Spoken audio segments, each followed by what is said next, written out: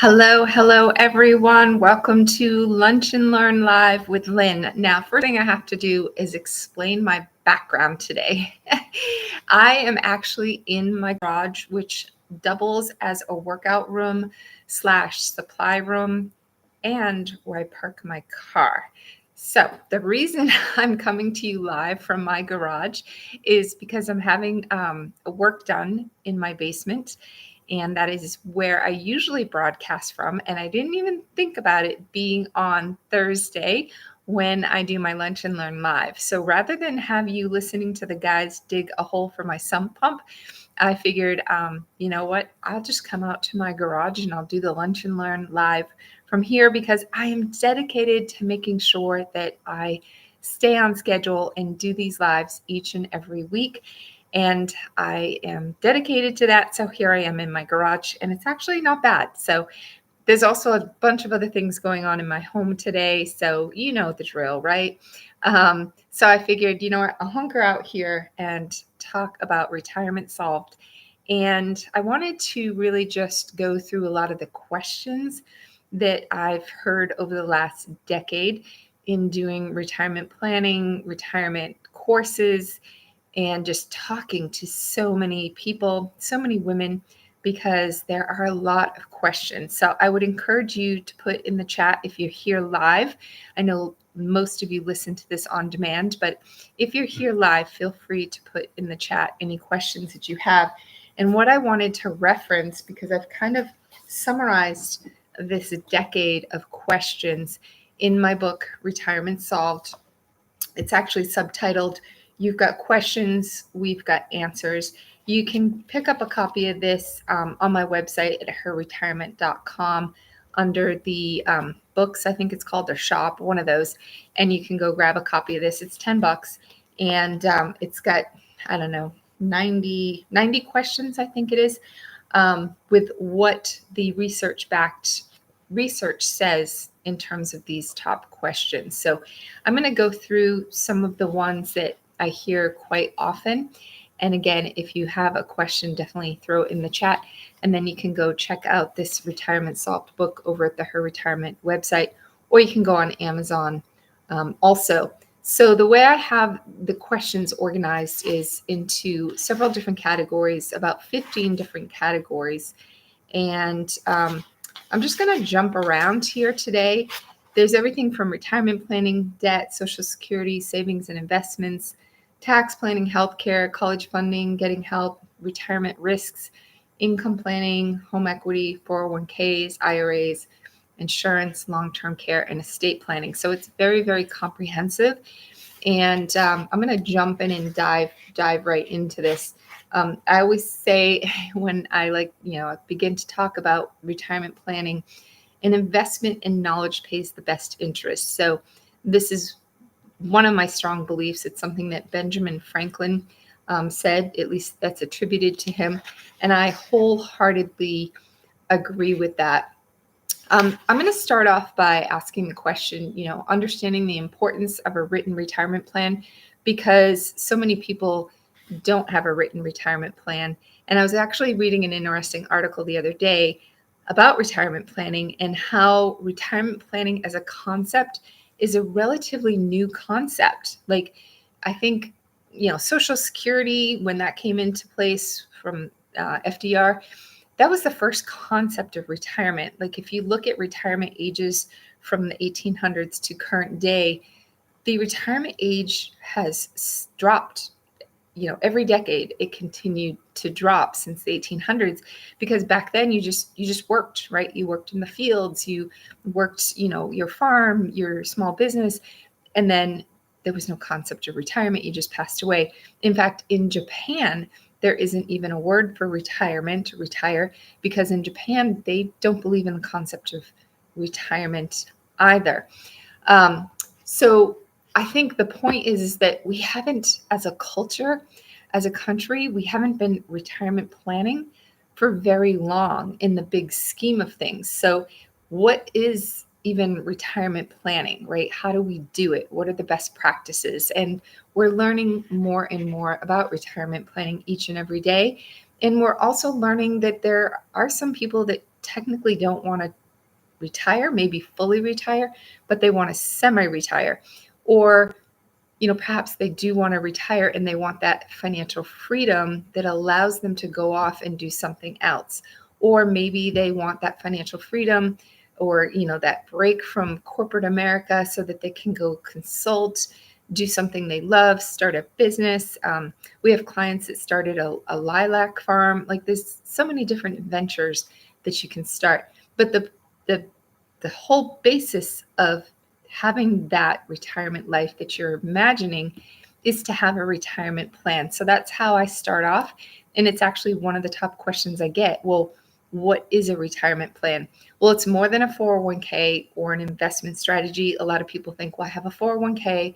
That's my retirement plan. Well, technically, it's a retirement plan, but it's not a plan for retirement. It doesn't cover all of the what I would call risks that you need to mitigate in retirement. The right retirement plan is more than a 401k or an investment strategy. The right plan mitigates a myriad of risks that you may face in retirement. So when I talk about retirement planning, I'm referring to risk mitigation. Understanding what the risks are, right? Whoever's doing your plan, if you're doing it yourself, understand what all those risks are. And then how is your plan going to mitigate those risks, right? Life planning is similar, right? What are the risks we may face? What does our life plan look like to mitigate those risks? But in retirement, there's a set of risks that you need to understand in order to put a plan in place that mitigates those risks. The research says that those who have a written retirement plan have a nest egg 445% bigger than non-planners. And this was a study by HSBC called The Future of Retirement back in 2013. So planning can not only lead to a bigger nest egg, but it leads to peace of mind, and it leads to allowing you to go off and do some other things rather than sit and worry and think about, okay, the financial aspects of my life, my plan. I'm worried, will I run out of money? I have anxiety, I have overwhelm. A plan helps you eliminate anxiety, at least reduce anxiety. I think we always have a little bit of anxiety. I'm in the industry. I still have a small amount of anxiety over retirement.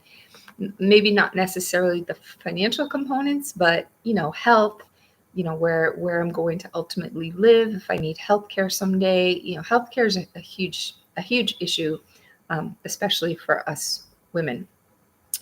One of the number one reasons that you want a retirement plan is because we're living longer, and that is the number one risk. So I mentioned the risks and risk mitigation. Well, longevity risk is number one risk that we need to try to at least address and plan for in our retirement plan, because it exacerbates all the other risks.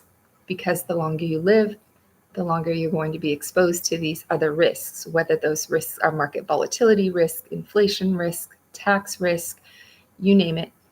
Longevity exacerbates those. So there's a blessing and a curse to longevity, right? We're going to live longer, potentially, if we stay healthy, physically, mentally, and, genetics are on our side. However, that means that we're going to need more money to fund that longer life. Another reason that retirement planning is so important is because in many cases, the financial burden is on us because traditional pension plans aren't as popular as they once were. People are now responsible for building their own retirement savings, their 401ks, 403bs, IRAs. Like I've been pounding it into my kids' heads that you need to plan for this. There's concern about Social Security and whether Social Security will be fully funded come 2033, which is another topic of discussion. But it's so important to plan for retirement because those traditional pensions aren't as prevalent as they once were. Another reason that retirement planning is so important is, to squelch our fears and our anxiety. 61% of baby boomers fear outliving their money more than they fear death. 81% of us don't know how much money we need to retire. So a retirement plan, I get asked all the time, well, how much do I need? How do I figure out how much do I need? Will I have enough? How long will it last? These are all the questions that I've heard so much. And probably the number one question is, when can I retire? Well, when you have a plan that includes retirement income projections and the analysis, looking at what you have, what you need, where your gaps are, and then how you'll fill the gaps are critical to your overall retirement wellness. And that's why we plan. And of course, I said a bigger nest egg is a result of a plan, but 84% of us don't have a written retirement plan. And I've read that, people plan for vacations and plan other things in their lives much more than they plan for retirement. So this is something that we need to hopefully change. And, I'm doing my part to try to get education out there to tell people, plan. You have to plan. You got to have a plan. Finally, I think the importance of having a written retirement plan comes down to our behaviors. And, people have the knee-jerk reactions to, look at the market. And, I had a woman the other day say, oh my goodness, if the value of my 401k plan falls again, should I pull the money out? And I'm like, nope, you got to stay the course. And so our financial behaviors can impact us negatively if we don't have a plan that we're following and that we're sticking to it. An analogy I'll make is I created a new plan that I'm working out to. And I didn't really have a plan for a while. I was just kind of winging it. I would go down to my workout room and I would just kind of wing it. Didn't really have a plan. But now I have a plan. I have a woman that I'm following on YouTube. By the way, if you want a really good workout program that's free, her name's Caroline Gervin. But I printed out her book, her little guide. I have a plan. I have it in my calendar and I'm following it. So I not only have a plan, but I also have this accountability partner, and I turn on my YouTube video and she tells me what to do, or the group, whoever's watching, because it's accessible to anyone, and I go do it. And I know when I turn on my computer, she'll be waiting for me. But more importantly is I have a plan and I have it scheduled.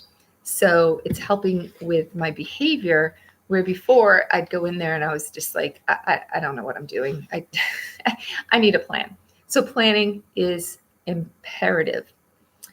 One of the other questions I get is, as a woman, what are some of the unique challenges that I may face? Now, of course, I talked about longevity. Longevity is definitely one of the challenges that may be unique to women because we typically live longer than men. We also have the challenges of the of the income gap, gender pay gap. We've saved less for retirement. So many things because maybe we've been in and out of the workforce because we've been raising a family or taking care of elderly. We don't have as much Social Security credits built up. So yes, we women do have these unique challenges that requires us to be even more proactive in our planning, in our readiness, right? Getting ready and preparing for these eventualities. I was talking to someone the other day, and I knew enough in my career to put away in my 401k when I was in corporate America, but I really wasn't that educated. And unfortunately, looking back, I could have been so much more prepared if I took the time to get educated. But at the time, I was working full time. I was raising 3 kids, husband, like big house, like so many demands on my time. But today, flash forward, 30 years, whatever, 20 years, there's so much more information accessible and available, and so many more conversations are happening for women, around women. And it's just exciting to see because I know the mistakes I made just because I wasn't completely educated and time was my barrier. So trying to make education readily available to women. It's one of the reasons I do my podcast. I have 120 episodes, and I've tried to focus on those topics that women are concerned about, whether it's in health, wealth, or happiness, because you could go out and go for a walk and put on headphones and listen to podcasts. It doesn't have to be mine, but there are so many financial and retirement podcasts that you can listen to and just get bits and pieces of information, because I believe when you know more, you can have more and you can live more. So let me think about another question here that I get a lot. I think one of the questions I get asked sometimes, and I think something people need to think about, is we tend to focus on the financial aspects of retirement, and financial advisors, because their financial advisors have focused on the financial aspects. But I do talk to women who, some women have a nest egg, and yes, they're concerned about how they're going to roll that over when they leave their workplace, or how they're going to create an income from that nest egg, like the basics, like how do I roll it over? What do I roll it into? When and how do I start taking money from it? How much income can it generate over the course of my retirement? So those are all questions that can be addressed through analysis, and that's the financial part of it. But I get asked by women like, okay, well, do you have any suggestions for how I go about figuring out the non-financial aspects of my life? Like, I have some skill sets from my corporate career and I don't really want to fully retire. How can I transfer those skills? What can I do? Where should I, where can I go to live that's retirement friendly? Like a whole host of non-financial questions that I get asked frequently when I'm having conversations with women, or I'll ask them because it's part of the conversation that I have in my retirement readiness program. We go through a health, wealth, and happiness assessment, and definitely like, where do you want to live? What do you want to do in your retirement years? Do you want to continue to work? So we have a lot of those questions, because I think at the end of the day, if you don't retire to something, you might just retire and you really won't have that purpose. Like, what is it that I'm going to retire to? And if you haven't thought about that and planned for the non-financial aspects, you could end up like my friend. I just went for a walk with her the other day, and she's been retired, I don't know, like 5 years. She was a college professor, and she just said, I'm kind of bored. She joined a ukulele group. She gardens around her house, but she's not super social. She's more of an introvert. Her husband's still working. And she says, my husband has no time for me because he's always working. And she's just like, I don't know, maybe I should go get a part-time job. And I was like, yeah, go do it. Like, what do you want to do? So we use the whole walk. She was kind of my, kind of like a client, I guess, a coaching client. So I just kind of went through all my typical questions that I ask women. And I was like, you need something, you need a reason to get out of bed every morning. Like, think about what excites you. And she was like, well, the ukulele group doesn't any longer excite me like it used to. And I'm like, all right, find new hobbies, go, work part-time. So we started talking about the things she likes to do. And, we made a list of places that she could go apply for a part-time job. And then she was kind of excited because she was like, yeah, I get money from my husband. I'll have my own little pot of money. She's very old-fashioned. She doesn't know anything about the family finances, which I'm also working on with her. I'm like, you have to know about your family finances. Excuse me. She's like, if anything happens to my husband, I know nothing. And I was like, all right, I need to have a separate conversation with him to say, make sure that you have instructions if you are the one to pass away first, so that your wife is not only, dealing with your passing, but she knows where everything is and how it all works. She's talked to him multiple times and he's just not willing to share the information, which is another discussion. One of the other questions I do get asked on the financial side is, and I talk about it in the Retirement Solved book, is this concept of the accumulation phase of life versus the deaccumulation. So again, last week I was talking with a woman. We were talking about my retirement readiness program and how I could help her figure out where she's at, what she's got, what she's missing, go through the health, wealth, and happiness assessment and just start to get a plan in place. And she was like, well, I think I've done a great job of accumulating my nest egg, but I'm not sure to transition from being a worker and a saver to a non-worker and a spender. She's like, that gives me a lot of anxiety. I've never done it. I don't know how to do it. And so I think that is a huge issue for many people, because you are going to stop working and you're going to start spending. It just seems so like, just diametrically opposed, right? Like, I'm not working, but yet I'm spending. But the whole idea, again, is when you have that plan, you know for sure how much you can spend, how much you can take from your nest egg, and not run out of money. In essence, if you've never had a budget, you have a budget, right? Or you have a spending limit that you have to live within. And if people haven't done that before, that can be an issue. But I know on the flip side is, not having enough to spend, but sometimes people just don't give themselves permission to spend what they've saved, and they sacrifice, right? They don't do enough. Actually, the same couple I was just talking about, they actually just went on a trip. I was like, guys, like, just go. Like, you're late 60s. Like, if you're not going to go now, when? If not now, when? So they have the financial means. I'm like, just go do it. So I think it's really, really hard. But if you have that plan with that data and you can see your numbers, that should give you at least some freedom and some peace of mind that says, okay, I've budgeted one vacation a year. I can do this. I've budgeted to replace my car. I have the emergency fund. So having that gives you some permission. You still have the mental barrier, but it should help you go from being a worker and a saver to a non-worker and a spender. Now, for those people that have a really hard time with that, I say get a part-time job, right? I have a friend who's retired. She works on Sunday mornings at a bed and breakfast.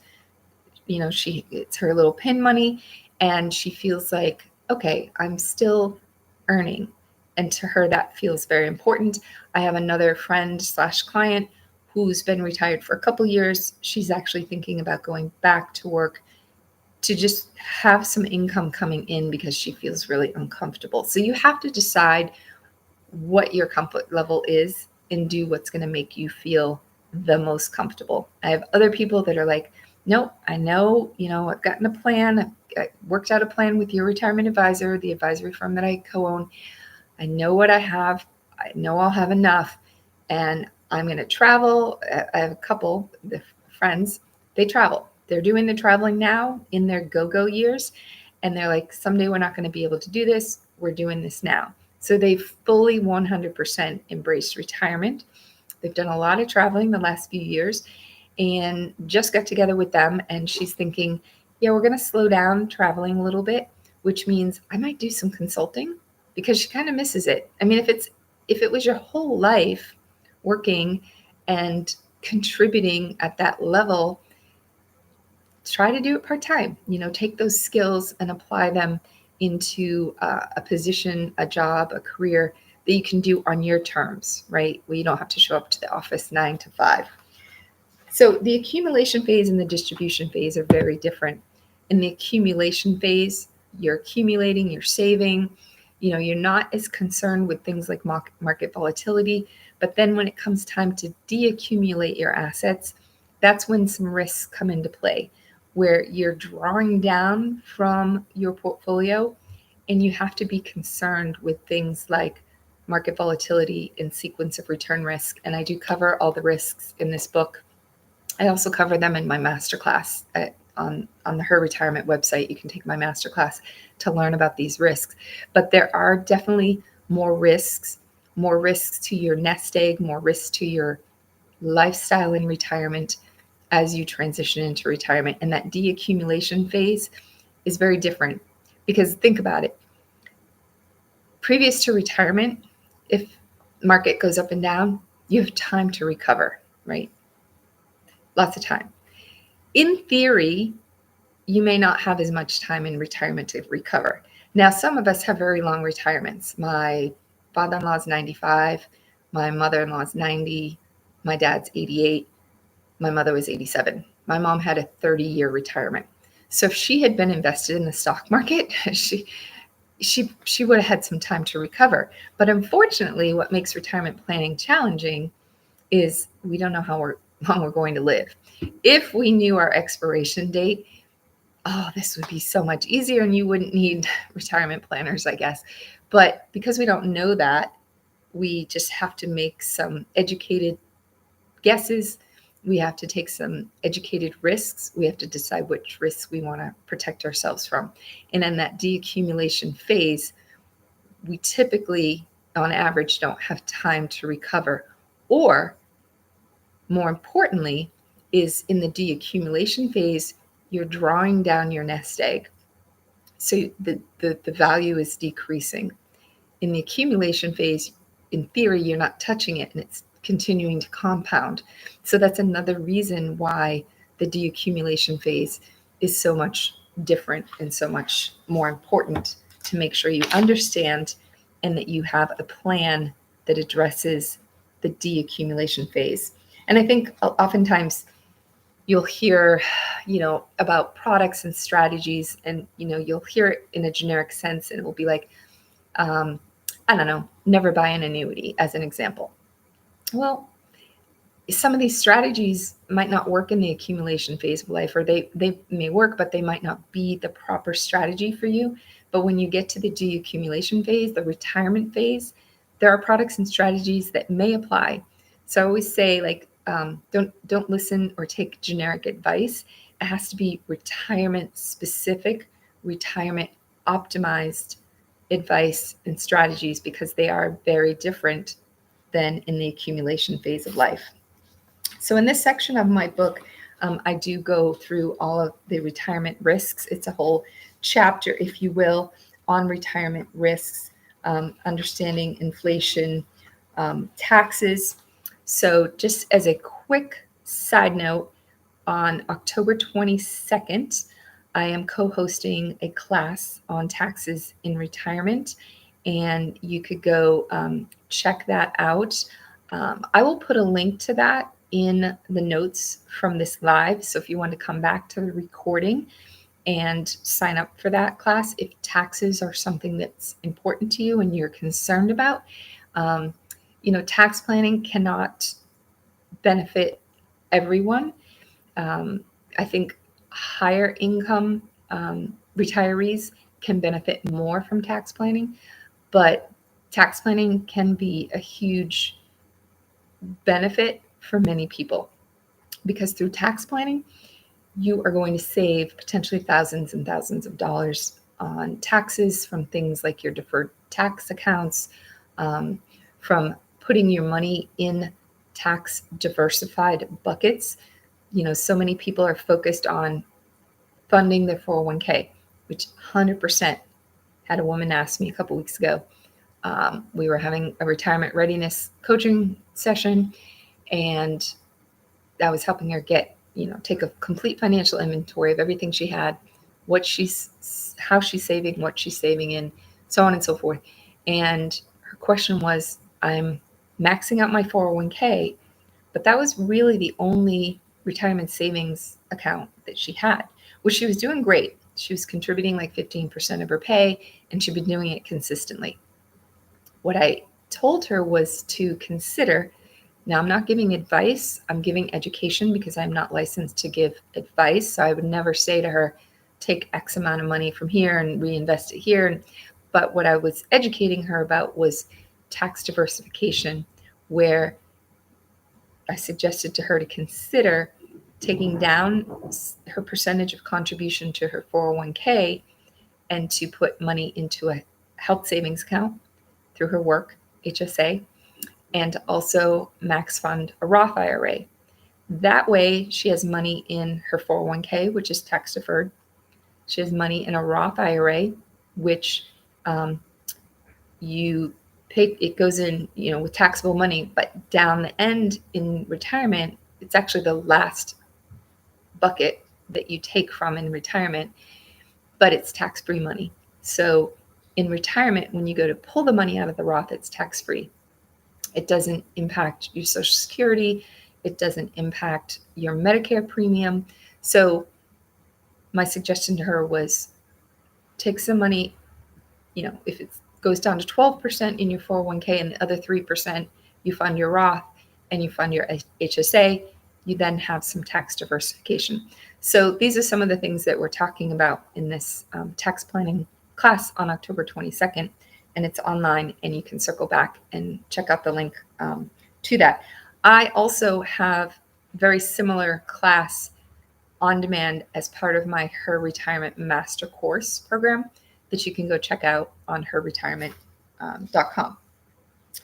Healthcare. So this is a huge question. And as I wrap up today, I think this is the last topic that I have time to cover. But healthcare, I mentioned at the beginning, it's one of my concerns. Healthcare and long-term care, assisted living, it can be a lot. One of the things that I get asked is, how much should I plan to spend on healthcare in retirement? One of the issues is I think people woefully underestimate their out-of-pocket costs. So you're going to see different ranges if you Google this, but and even in my book, let's see what I say. According to Fidelity Retiree Healthcare Cost Estimate, a single person age 65 in 2023 may need approximately $157,500 saved after tax to cover out-of-pocket healthcare expenses in retirement. Women can expect to spend closer to $162,000. So this is one of the reasons why a health savings account makes sense, because you can use, and you should use, those funds for healthcare expenses in retirement, because an HSA goes in tax-free, grows tax-free, and you take it out tax-free.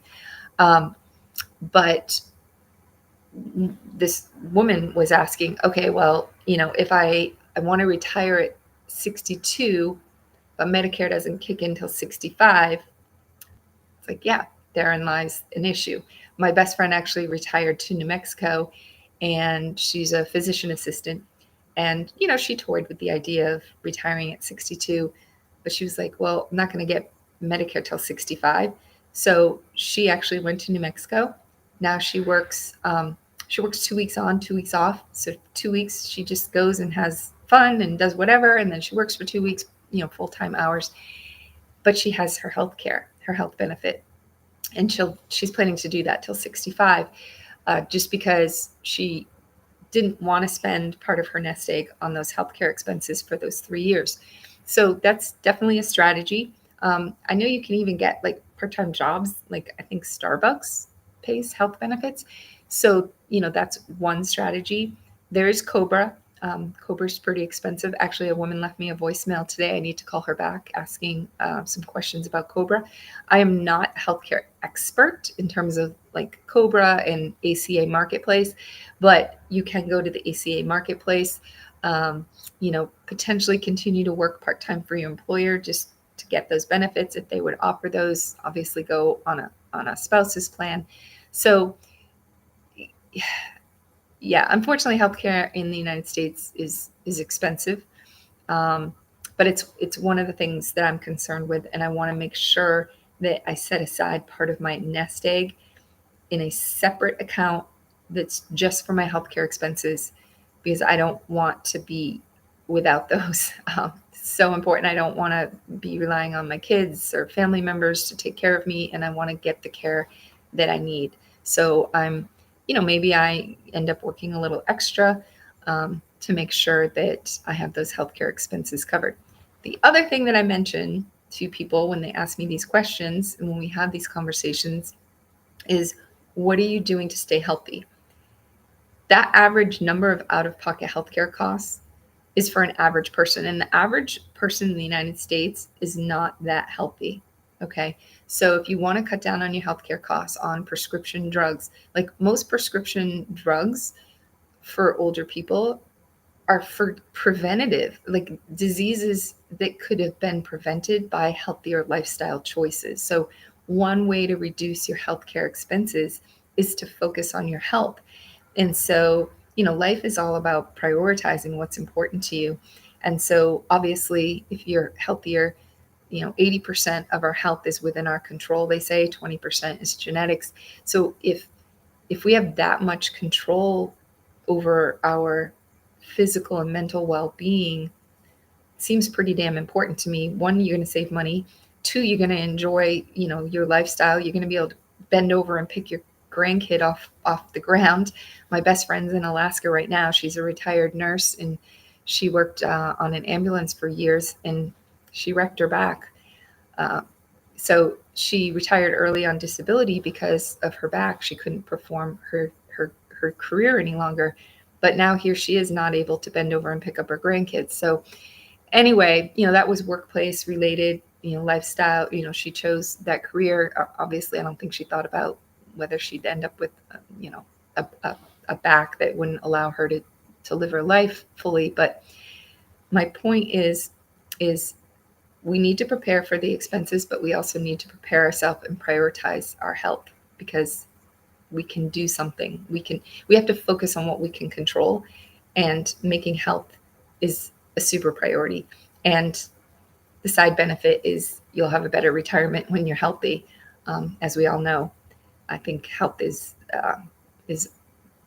probably our number one priority, right? We all want to be healthy, but what are you willing to do to get healthy and stay healthy, right? That's the question. So I talk about that a lot. My podcast is called Health, Wealth, and Happiness.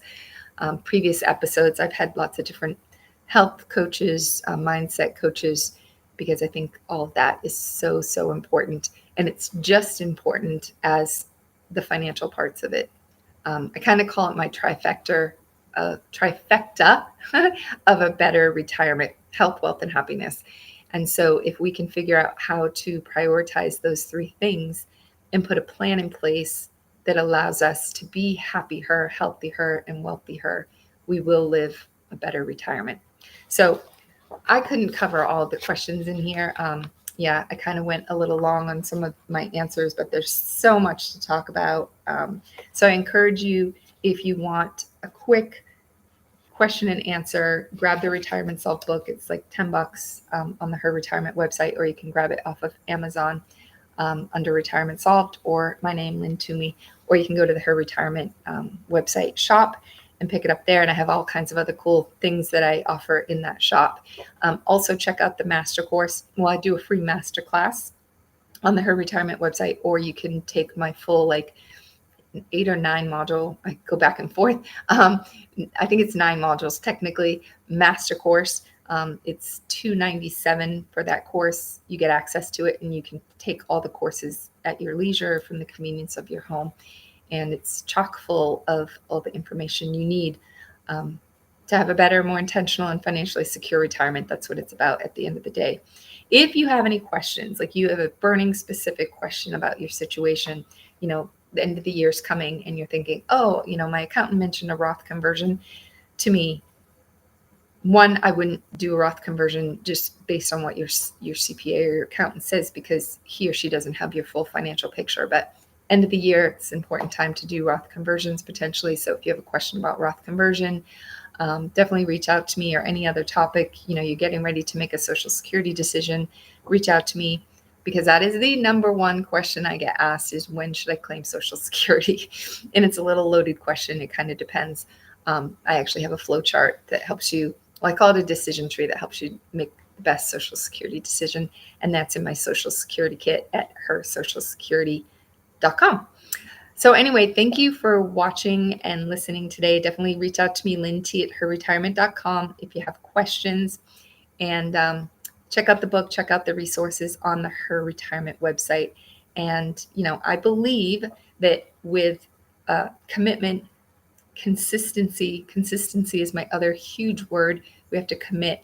We have to be consistent with our health, wealth, and happiness, with commitment and consistency, I do believe we can live a better, more intentional, and financially secure life in retirement. So here's to getting her done. And apologies for the background of my weight room here in my garage, but I was super committed to doing my live today. So turned on my space heater and jumped in my garage, and it's actually kind of quiet out here. So anyway, thanks for watching today, and we'll see you next week for Lunch and Learn Live at 12:15 Thursday.